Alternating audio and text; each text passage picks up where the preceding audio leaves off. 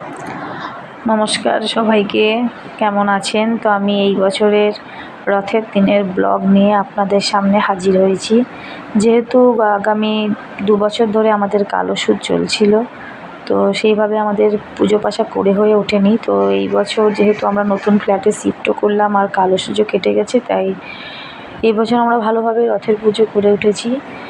এই যে আমার ঠাকুরের জন্য নতুন যে সিংহাসনটা করা হয়েছে, আমি আগেই সেটাকে সকাল থেকে উঠে স্নান টান করে পরিষ্কার করে নিয়ে আমি আমার যে বাবা শিবকে স্নান করিয়ে রেডি করে নিচ্ছি।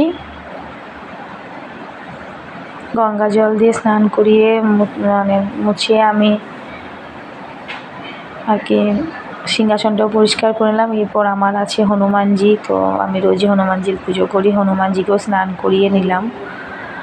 স্নান করিয়ে গা পুছিয়ে হনুমানজিকে রেখে এরপর আমার যে জগন্নাথ, বলরাম, সুভদ্রা আছে তাদেরকে ড্রেস চেঞ্জ করিয়ে, যেহেতু এটা আমরা 1 বছর পুরীতে বেড়াতে গিয়েছিলাম, সেখান থেকে শাম্ব কিনে এনেছিল। তো তারপর থেকেই 2-3 বছর পুজো করার পর কালসুজ হয়ে যায়, সেইভাবে পুজোও করা হয়ে ওঠে না। তো এই বছর যাই হোক, তাদের নতুন ড্রেস এনে আমার জগন্নাথ, বলরাম, সুভদ্রাকে সাজিয়ে এই যে শাম্ব পুজো করছে জগন্নাথ দেবের।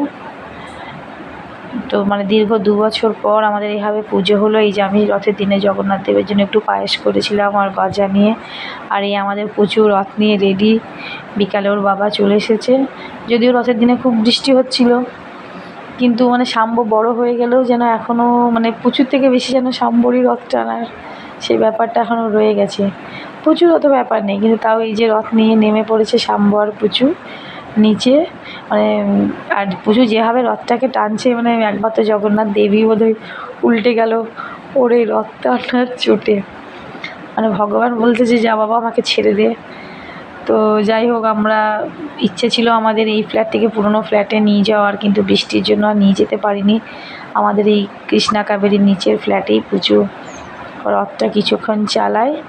তো তারপরে প্রচণ্ড বৃষ্টি শুরু হয়ে যায়। তো বৃষ্টির জন্য আমরা আবার কিছুক্ষণ ওয়েট করে দেখি বৃষ্টি থামে না। একটু যখন ধরে এসেছিলো, তখন আবার ওই আমাদের ছাদেই নিয়ে গিয়ে জগন্নাথ দেবকে একটু ছাদের মধ্যে ঘুরিয়ে দিলাম।